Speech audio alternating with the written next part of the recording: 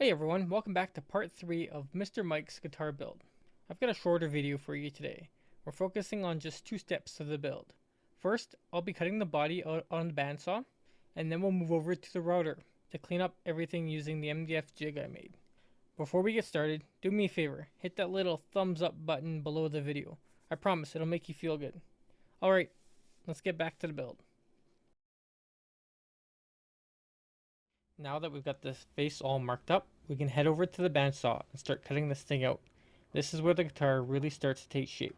Up until now, it's just been lines on wood, but after this step, it'll actually start looking like an instrument.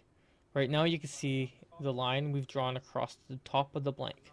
That line shows us exactly where the slab of the body is going to sit. This is important because it helps to make sure we don't cut past the slab and end up with a guitar that looks a little off.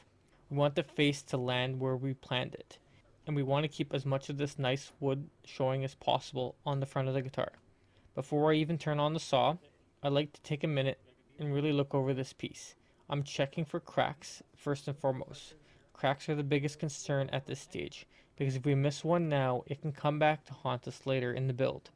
I'm also looking for small chips, dings, and defects near the edge. Anything that I won't be able to sand out once the body's cut to shape. This is kind of your last chance to catch this kind of stuff. Honestly, I'm just also taking a moment to appreciate the grain. This piece has some really nice character to it, and this nice grain pattern is going to be right on the face of the guitar. That's always a cool moment in a build. The first thing I'm going to do at the bandsaw is set the blade guard. I'm lowering it so it's about a 1/4 inch above the surface of the wood. That keeps things safer and gives me better control when I'm cutting. 1/4 inch, my fingers won't slide under there. I don't have anything goofy that might happen. I'm not going to jump straight into cutting the outline. Instead, I'm going to start by making a series of relief cuts. I'll put these into tighter curves along the sides of the body, and especially up near the neck area. Those tight inside curves can be tricky, so relief cuts make a huge difference. They let the blade turn more easily and reduce the chance of binding or tear out. When placing the relief cuts, I'm keeping them about 1/8 of an inch to 1/4 inch away from my pencil mark. I want to stay close but not right on the line just yet. The goal here is to make the final cut smoother and more controlled, and for that I'll be using a router. On the inside curves along the body, I'll usually make about 7 or 8 relief cuts. Under the neck, I'll add even more. That area has tighter radius, and the extra relief cuts really help the blade follow the curve without fighting it. One thing I'm paying close attention to while cutting is visibility. Some parts of the wood have darker grain, and that can make it harder to see the pencil line. That's probably my biggest challenge here, just staying oriented and making sure I don't drift too far off inside the line. As I'm cutting, I'll also make sure to clear away offcuts as I go. You don't want these little pieces getting jammed up on the saw or against the blade. That can mess up your cut and make it harder to follow the curve cleanly. This is definitely not a step you want to rush. I'm letting the saw do the work. I'm not forcing the cut, and I'm not trying to go so fast.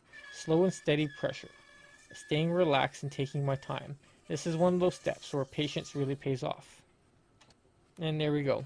That's the end result. I'll bring it back to full frame here so you can get a good look at it. The shape is clean, the curves look good, and everything stayed right where it's supposed to. It's already starting to look pretty spiffy. And from here on out, it's going to even get better.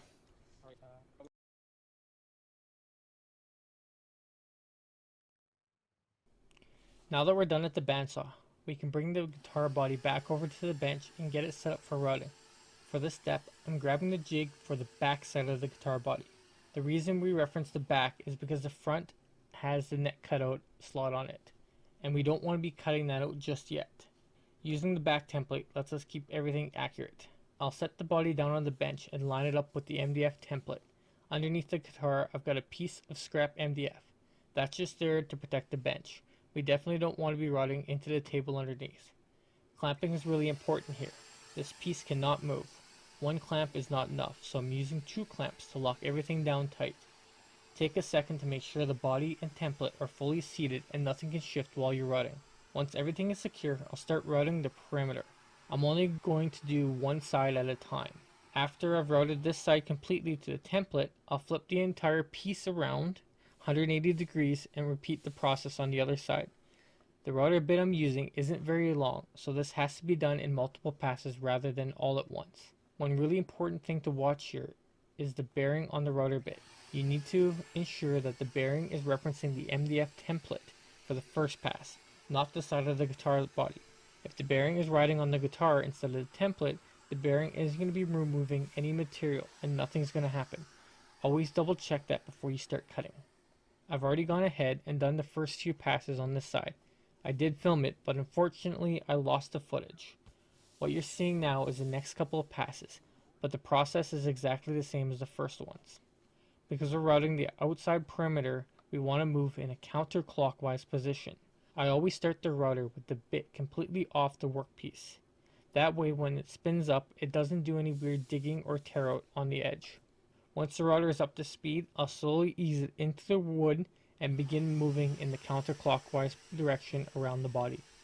I'm taking off about a quarter inch to 3/8 of an inch per pass, making sure the bearing is always riding on a clean, solid edge. Slow and steady movements here, no rushing. Let the router do the work. Once the side is fully routed, I'll rotate the body, clamp it back down, and repeat the exact same process on the other side. I did lose the footage of the final passes on this side and all passes on the other side. But nothing changes. The setup, the direction, and the technique are all identical.